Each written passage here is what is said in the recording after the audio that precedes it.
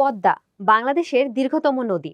তবে নদীমাতৃক বাংলাদেশে পদ্মা শুধু একটি নদীর মধ্যেই সীমাবদ্ধ নয়।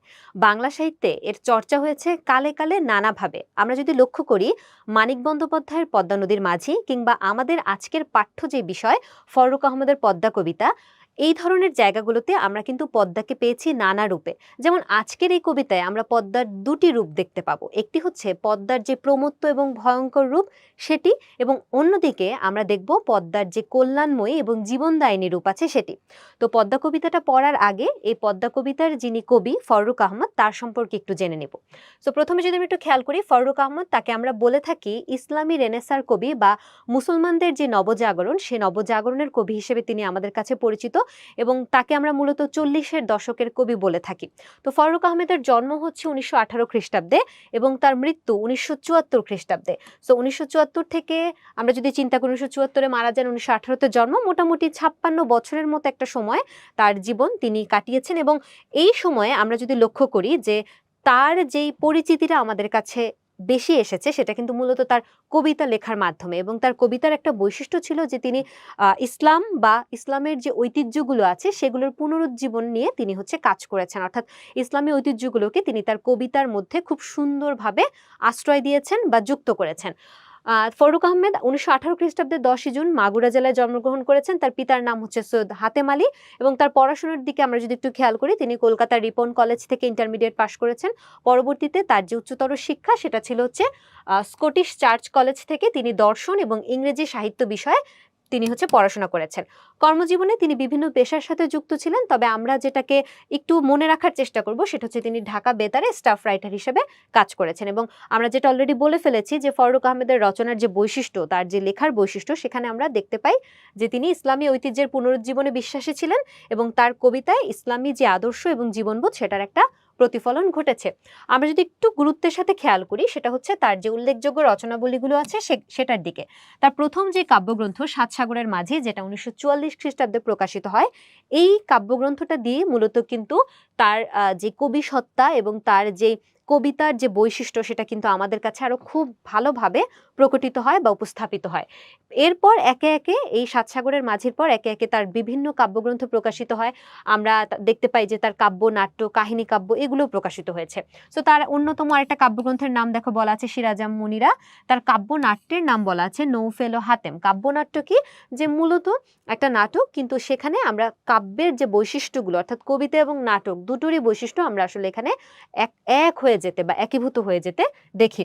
সনেট সংকলন, তার সনেটের যে সংকলন সেটা হচ্ছে মুহূর্তের কবিতা।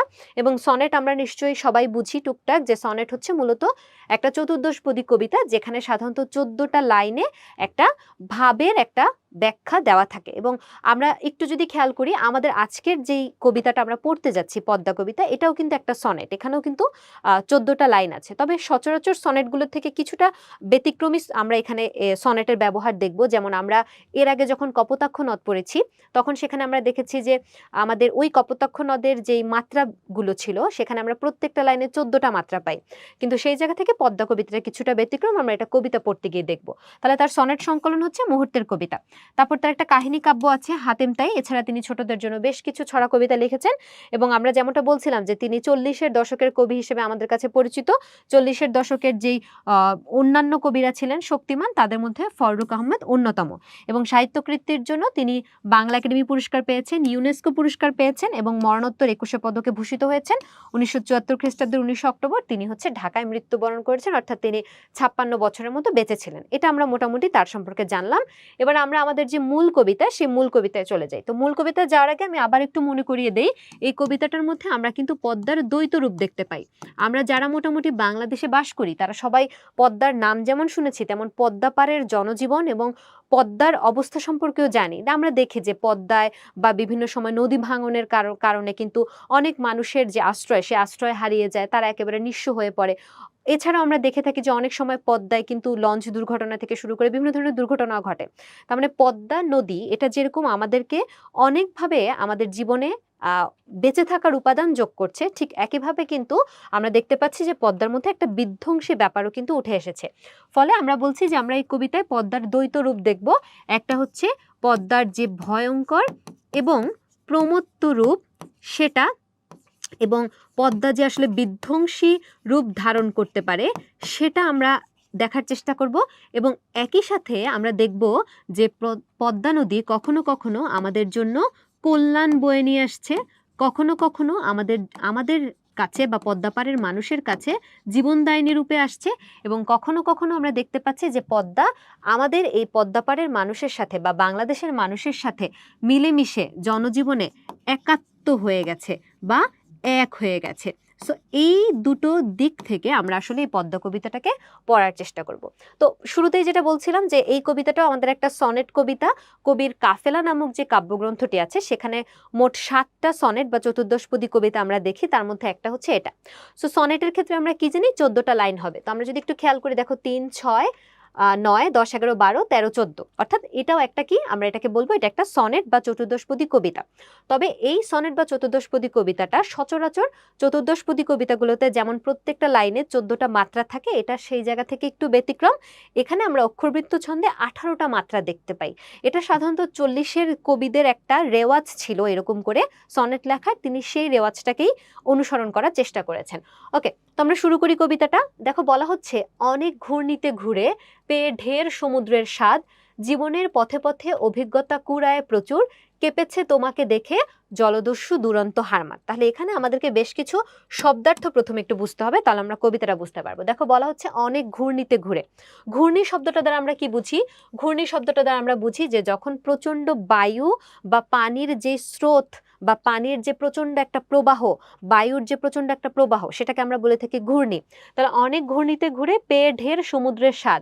সমুদ্রের স্বাদ বলতে এখানে বোঝানো হচ্ছে সমুদ্র ভ্রমণের অভিজ্ঞতাকে। যে পদ্মাকে বলা হচ্ছে যে অনেক ঘূর্ণিতে ঘুরে পেয়ে ঢের সমুদ্রের স্বাদ, মানে অনেক বায়ু প্রবাহের মধ্য দিয়ে অনেক সমুদ্র ভ্রমণের অভিজ্ঞতা। তারপরে কি বলা হচ্ছে, জীবনের পথে পথে অভিজ্ঞতা কুড়ায় প্রচুর, কেঁপেছে তোমাকে দেখে জলদস্যু দুরন্ত হারমাদ। তাহলে জলদস্যু কি? জলদস্যু হচ্ছে জলের দস্যু আমরা বলি, অর্থাৎ যারা জলপথে মানে নৌপথে, নদীতে, সাগরে যারা হচ্ছে নাবিকদের উপর আক্রমণ করে তাদের কাছে যা কিছু আছে সেগুলোকে লুণ্ঠন করে নেয়, তাদেরকে আমরা বলি হচ্ছে জলদস্যু। এবং হারমাদও এক ধরনের পর্তুগিজ জলদস্যু হিসেবে পরিচিত।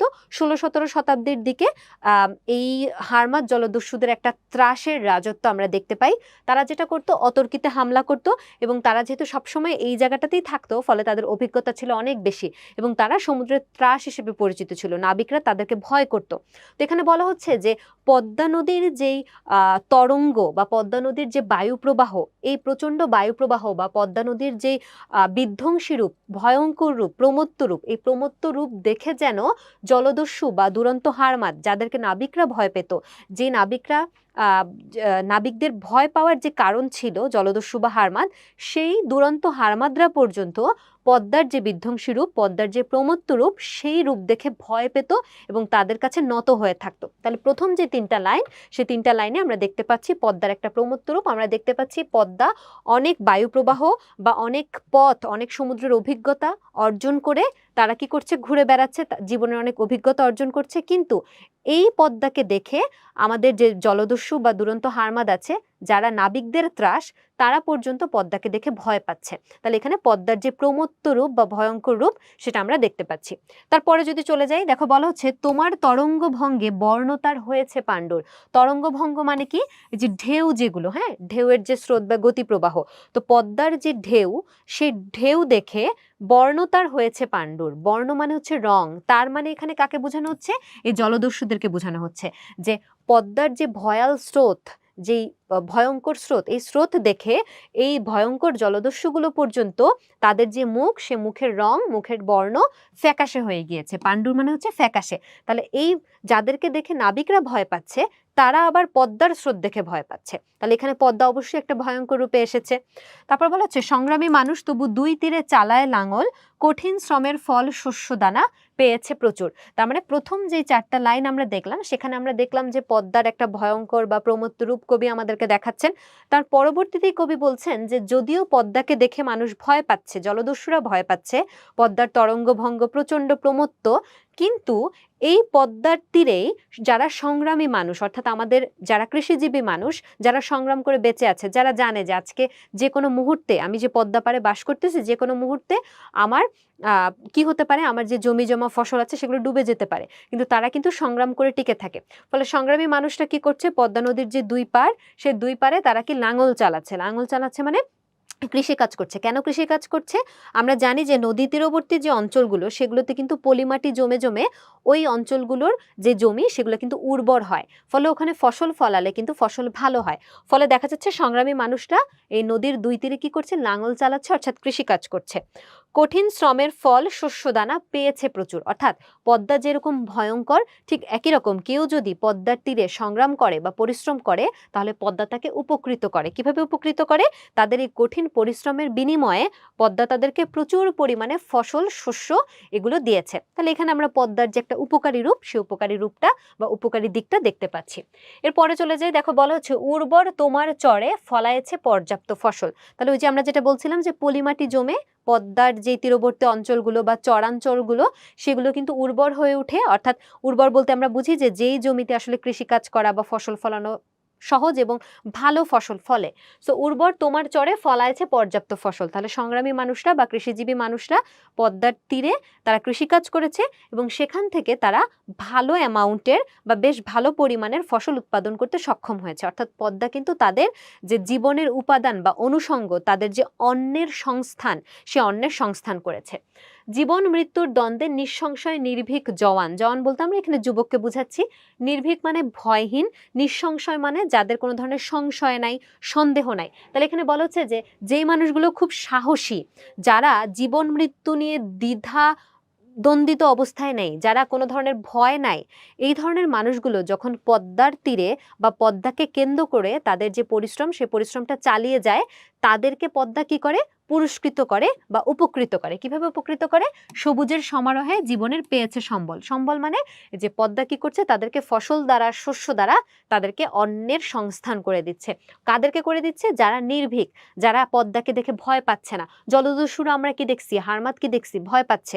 কিন্তু নির্ভীক জওয়ান, যারা সংগ্রামী, যারা কঠোর পরিশ্রমী কৃষিজীবী সম্প্রদায় আছে, তারা কিন্তু পদ্মাকে দেখে ভয় পায় না এবং তারা জীবন মৃত্যু নিয়ে তারা কিন্তু চিন্তা করে না।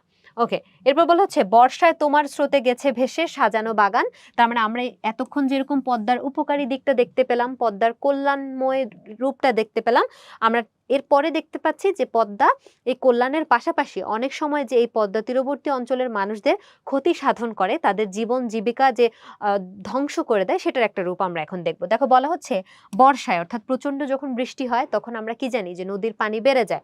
তো নদীর পানি বেড়ে গিয়ে দেখা যাচ্ছে যে বর্ষার যে স্রোত, সেই স্রোতে সাজানো বাগান ভেসে গেছে। সাজানো বাগান ভেসে যাওয়া, তারপর বলা হচ্ছে অসংখ্য জীবন আর জীবনের অজস্র সম্ভার। এর মানে বোঝানো হচ্ছে যে আমরা বা যারা পদ্মা তীরে থাকছি, তাদের যে জীবনের যে অনুষঙ্গগুলো বা তাদের যে সাজানো ঘর বাড়ি, তাদের যে সাজানো সংসার, সেটা যখন নদীগর্ভে বিলীন হয়ে গেছে, তাহলে সে কি হয়েছে, নিঃস্ব হয়েছে। ফলে এখানে আমরা দেখতে পাচ্ছি যে পদ্মা কিভাবে আসলে মানুষের জীবনকে নিঃস্ব করে দিচ্ছে বা একদম ধূলিসাৎ করে দিচ্ছে, সেটা আমরা দেখতে পাচ্ছি। এরপরে বলা হচ্ছে হে নদী, মানে পদ্মাকে সম্বোধন করা হচ্ছে, জেগেছে তবু পরিপূর্ণ আহ্বান। তার মানে যদিও পদ্মা মানুষের জীবনকে নিঃস্ব করে দিচ্ছে, যদিও পদ্মাকে দেখে মানুষ ভয় পাচ্ছে, কিন্তু পদ্মার তো কল্যাণময় রূপ আছে।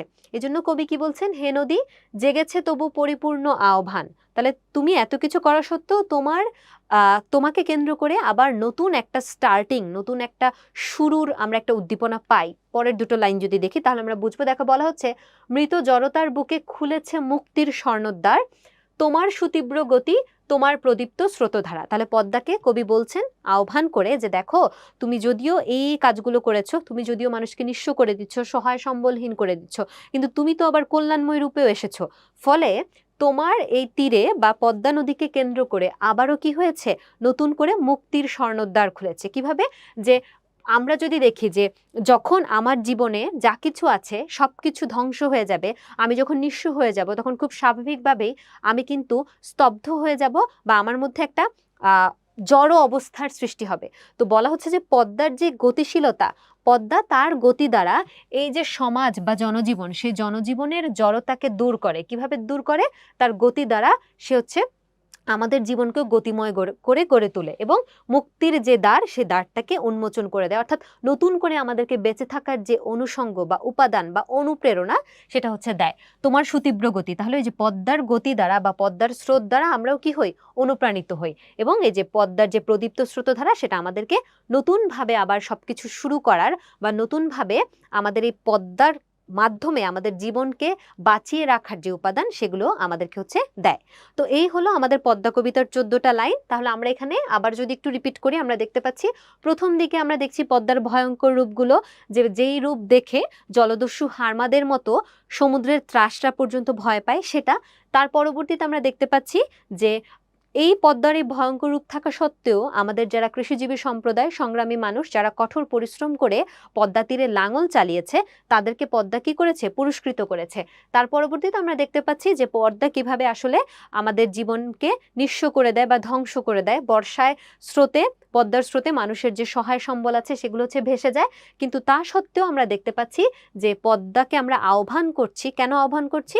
কারণ এই পদ্মার মধ্য দিয়ে আমরা কিন্তু একটা জীবনদায়িনী রূপ দেখতে পাই, যে পদ্মা আমাদেরকে আবার নতুন করে বাঁচতে শেখায় এবং নতুন করে আমাদেরকে অনুষঙ্গ দিয়ে তার যে গতি আছে, তার যে স্রোতধারা আছে, সেই স্রোতধারা দ্বারা আমাদের যে জড়তা, সে জড়তাটাকে দূরীভূত করে। তাহলে আমাদের যদি হচ্ছে পদ্মা কবিতা থেকে কোনো ধরনের সৃজনশীল আসে, সেক্ষেত্রেও কিন্তু আমাদের এই দ্বৈত রূপের ব্যাপারটা মাথায় রাখতে হবে, যে আমরা কিন্তু আসলে পদ্মার শুধু যে নেতিবাচক দিকই দেখেছি ব্যাপারটা এমন না, এখানে কিন্তু পদ্মার ইতিবাচক দিক বা পদ্মার যে কল্যাণের দিক, পদ্মার যে জীবনদায়িনী দিক আছে, এবং পদ্মা যে আসলে আমাদের এই বাংলাদেশের জনজীবনের সাথে একাত্ম হয়ে আছে, পদ্মা পাড়ের মানুষরা যে পদ্মার উপর নির্ভরশীল, পদ্মার সমস্যা বা পদ্মার ধ্বংসাত্মক রূপ থাকা সত্ত্বেও তাদের জীবন ও জীবিকার জন্য যে তারা পদ্মার উপর নির্ভরশীল এবং তাদের জীবনের সাথে যে পদ্মা একাত্ম হয়ে আছে, এটা যদি আমরা মাথায় রাখতে পারি তাহলে আশা করি আমরা সৃজনশীলগুলো উত্তর করতে পারবো। ওকে, এখন আমরা একটু খেয়াল করব যে আমাদের এই যে 14টা লাইন আছে, এই 14টা লাইনের ক্ষেত্রে বা সনেটগুলোর ক্ষেত্রে আমরা কিন্তু কবিতার মিল বিন্যাস বলে একটা জিনিস পাই। যেমন এখানে বলা হচ্ছে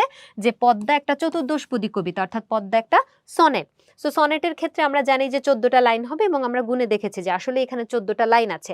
তবে এখানে একটু ব্যতিক্রমটা যেটা, সেটা বলা হচ্ছে যে 3 পংক্তিযুক্ত 4টি স্তবক এবং শেষে 2 পংক্তিযুক্ত একটি স্তবকে কবিতাটি বিন্যস্ত। তাহলে পদ্মা কবিতার স্তবক হচ্ছে সর্বমোট 5টা। 5টা স্তবকের মধ্যে আমরা দেখতে পাচ্ছি, দেখো এটা একটা প্রথম স্তবক, স্তবক 1, এখানে 3টা লাইন, তারপর স্তবক 3টা লাইন, এরকম করে আবার আরেকটা স্তবক 3টা লাইন, আবার আরেকটা স্তবক 3টা লাইন। তাহলে আমরা 4টা স্তবক পেলাম 3 লাইনের করে, এবং শেষ যে স্তবক অর্থাৎ পঞ্চম স্তবক, সেখানে আমরা 2টো লাইন বা 2টো চরণ হচ্ছে দেখতে পাই। এই কথাটা এখানে বলা হয়েছে। ওকে, তারপর বলছে প্রতিটি পংক্তিতে রয়েছে 18 মাত্রা। তাহলে আমরা সাধারণত যে কপোতাক্ষ নদ বা এর আগে যখন আমরা কোনো সনেট পেয়েছি তখন আমরা দেখেছি প্রতি চরণে 14 মাত্রা, কিন্তু এটা একটু ব্যতিক্রম। ওই 40-এর দশকের কবিদের রেওয়াজটাই ছিল অনেকটা এরকম, যে তারা হচ্ছে অক্ষরবৃত্তে 18 মাত্রায় তারা হচ্ছে সনেটগুলো রচনা করেছেন। এবং কবিতাটির মিলবিন্যাস দেওয়া আছে, দেখো মিলবিন্যাসটা আমরা একটু খেয়াল করি। ক খ ক, এই যে মিলবিন্যাসটা, এই মিলবিন্যাসটা আসলে আমরা কিভাবে বের করি সেটা একটু আমরা যদি খেয়াল করি। দেখো কবিতার যে শেষ শব্দগুলো বা শেষ বর্ণগুলো সেগুলোকে আমাদের খেয়াল করতে হবে। তাহলে আমরা যদি দেখি যে আমাদের এখানে শেষ হয়েছে সাদ দ্বারা অর্থাৎ দ, তাহলে দ গুলোকে আমরা যদি ক ধরি, তারপর আবার র গুলোকে আমরা ধরলাম হচ্ছে খ, তারপর আবার দ, তাহলে আমার আবার কি হলো ক। তাহলে এই যে আমার মিল বিন্যাসটা কি আসলো, দ র দ, তার মানে হচ্ছে ক খ ক। তাহলে আমরা চলে যাই, আমাদের এখানে যে মিল বিন্যাস আছে দেখো মিলে কিনা, এই যে ক খ ক মিলেছে। ওকে, তারপর বলছে সেকেন্ড যে স্তবকটা, আমরা জানি প্রত্যেকটা স্তবকে 3টা করে লাইন, তাহলে আমরা প্রথম স্তবকের 3টা লাইনের মিল বিন্যাস দেখলাম। তাহলে দ্বিতীয় স্তবকের মিল বিন্যাস হচ্ছে খ, গ এবং খ। তাহলে আমরা আবার দেখি একটু এটা কিভাবে খ, গ এবং খ হয়। আচ্ছা, তাহলে পাণ্ডুর, এই পাণ্ডুরকে আমরা এই যে র কে আমরা কি ধরছিলাম খ, তাহলে র এর জন্য আমরা লিখলাম খ। তারপর দেখো ল, এই ল বর্ণটা কিন্তু এর আগে আসে নাই, তাহলে ল বর্ণটা আমাদের কাছে নতুন। তাহলে আমরা যেরকম ম্যাথ করার সময় কোনো একটা অজানা রাশির মান এক্স ওয়াই জেড ধরে নিই, এরকম আমরা হচ্ছে দ গুলোকে ক ধরে নিছি, র গুলোকে খ, তারপর আমরা এখন নতুন একটা বর্ণ পাচ্ছি ল, এই ল কে আমরা ধরে নিচ্ছি কি গ। আবার দেখো র, এটাকে আমরা আবার ধরে নিয়েছি হচ্ছে খ, এই যে র কে আমরা এতক্ষণ কিন্তু খই ধরতেছি। তাহলে আমাদের এই যে খ, গ এবং খ এর যে মিল বিন্যাস সেটা হচ্ছে চলে আসলো। আচ্ছা, এখানে একটু খেয়াল করতে হবে, সেটা হচ্ছে এই কবিতাটা সচরাচর অন্যান্য সনেটগুলোর থেকে ব্যতিক্রম এবং এখানে আমরা তেরজা রিমা বা ত্রিপদী মিল বিন্যাস দেখতে পাই। ত্রিপদী মিল বিন্যাসগুলো কিরকম, যে প্রত্যেকটা মিল দুটো স্তবক পর্যন্ত সেম থাকবে, এরপরের স্তবকে আমি আবার এই খটাকে আবার রিপিট করতে পারবো না, সেক্ষেত্রে আমার অন্য কোনো মিল বিন্যাস আনতে হবে। তাহলে আমরা একটু পরেরটাতে চলে যাই। দেখো এখানে বলা হচ্ছে গ ঘ গ, তাহলে আমরা তৃতীয় স্তবকের মিল বিন্যাস কি পাইলাম, গ ঘ এবং হচ্ছে গ। তাহলে কিভাবে, দেখো একটু খেয়াল করে, আমরা কিন্তু এই যে ল গুলোকে কিন্তু গ ধরছিলাম, তাহলে এখানে ল, ল এর জন্য আমার গ আসলো। ন, এই নটা এতক্ষণ আমার ছিল না, এই নটা প্রথমবারের মতো আসছে, তাহলে ন এর জন্য আমি কি নিব, ঘ, এবং আবারও ল, ফলে আমরা নিচ্ছি হচ্ছে গ, তাহলে গ ঘ গ হলো। ওকে, নেক্সট আমরা যদি চলে যাই, আমাদের চতুর্থ স্তবকের মিল বিন্যাস হচ্ছে ঘ উম এবং ঘ, ঘ উম এবং হচ্ছে ঘ। তাহলে আমরা একটু আগে দেখছি ন গুলোকে ঘ ধরছে, তাহলে আমি ন দুইটাকে ঘ লিখে দিলাম। এখন খেয়াল করো, এই যে র শেষ হয়েছে, শেষ বর্ণটা কি, র, তাহলে সেই রটাকে আমরা এতক্ষণ কি লিখে আসছি, র কে আমরা এতক্ষণ লিখছি হচ্ছে খ, তাহলে এখানে র কে আমাদের কি লেখার কথা ছিল, খ লেখার কথা ছিল, কিন্তু আমরা খ লিখতে পারছি না, আমরা এটাকে লিখতেছি হচ্ছে উম। এটার কারণ কি, ওই যে একটাকে বললাম তেরজা রিমা বা ত্রিপদী মিল বিন্যাস, সেখানে আমরা দুটো স্তবক পর্যন্ত একই জিনিস মেনটেন করতে পারবো। দুটো স্তবকে যখন বসে গিয়েছে খ, দেখো এই স্তবকেও কিন্তু খ বসছে, এই স্তবকেও খ বসছে, এরপরে আমরা কিন্তু আর খ কে ব্যবহার করতে পারবো না, তাহলে এই রটাকে আমাদের নতুন একটা নাম দিতে হবে। নতুন নামটা আমরা দিয়েছি হচ্ছে উম। ওকে, তারপরে দেখো শেষ দুটো স্তবকের মিল বিন্যাস বলা আছে উম উম। কিভাবে উম উম হলো, এই যে দেখো র, র, আমরা কিন্তু এখন র কে নতুন করে কি ধরা শুরু করছি, ও ধরা শুরু করছি। তাহলে একটু আমরা যদি খেয়াল করি যে মিল বিন্যাসটা একত্রিত করলে আমাদের কি দাঁড়ায়, খেয়াল করে দেখো যে মাঝের যে সব বর্ণটা, সেই বর্ণটা খ, এবং এটা দ্বিতীয় স্তবকে এসে স্টার্টিং বর্ণ, মানে এই মিল বিন্যাসগুলোর নিয়ম হচ্ছে যে প্রথম স্তবকের মাঝের যে বর্ণটা থাকবে বা মাঝের যে মিলটা থাকবে সেটা দ্বিতীয় স্তবকে স্টার্টিং হয়ে যাবে, আবার এখানের যে মাঝেরটা ছিল সেটা তৃতীয় স্তবকে দেখো স্টার্টিং হয়ে গেছে, আবার এখানে যে মাঝে ছিল সে কিন্তু চতুর্থ স্তবকে স্টার্টিং হয়ে গেছে, আবার এখানে যে মাঝে ছিল সে কিন্তু পঞ্চম স্তবকে স্টার্টিং হয়ে গেছে। এভাবে করে এই মিল বিন্যাসটা সাধারণত করা হয়েছে। তোমাদের পরীক্ষায় মিল বিন্যাস ভেঙে আসে না, কিন্তু আমি যেহেতু কবিতাটা পুরোটা পড়িয়েছি, ফলে এই মিল বিন্যাসটা মুখস্থ করার জন্য বা মুখস্থ করতে সহজ হওয়ার জন্য ভেঙে হচ্ছে দেখিয়ে দিয়েছি, তোমরা চাইলে ভাঙাটা স্কিপ করতেও পারো। ওকে, তারপরে দেখো বলা হচ্ছে উৎসের, কবিতাটার উৎসের দিকে যদি আমরা তাকাই, ফারুক আহমেদের পদ্মা কবিতাটি নেওয়া হয়েছে কাফেলা কাব্যগ্রন্থ থেকে, যেটা 1980 সালে প্রকাশিত হয় এবং 40-এর দশকে এটা রচনা করা হয়েছিল, 1943-এর দিকে লেখা হয়েছে, সংকলিত হয়েছে 1980, মানে প্রকাশিত হয়েছে 1980 সালে।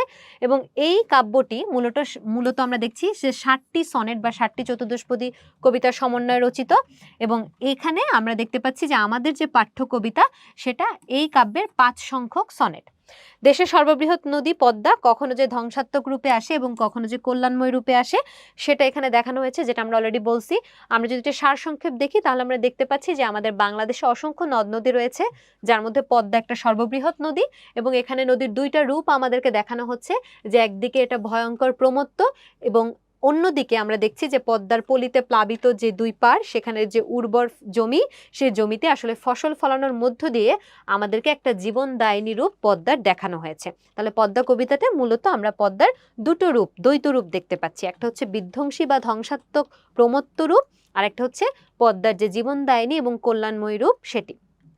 তো আশা করি পদ্মা কবিতাটা তোমাদের কিছুটা হলেও ধারণা হয়েছে। তোমাদের সবাইকে অসংখ্য ধন্যবাদ। আল্লাহ হাফেজ, আসসালামু আলাইকুম।